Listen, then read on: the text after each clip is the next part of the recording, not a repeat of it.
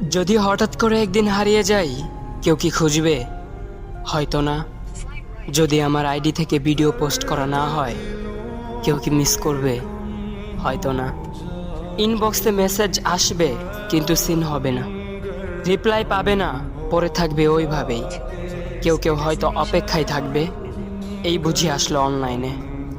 আবার কেউ কেউ হয়তো টেরও পাবে না, কেউ একজন নেই, কেউ একজন হারিয়ে গেছে। হঠাৎ একটা সময় কারোর হয়তো মনে পড়বে, কে জানি আর নেই। কষ্ট করে নামটা সার্চ করবে, পুরনো ভিডিওগুলো দেখবে আর ভাববে হুট করে কোথায় চলে গেল।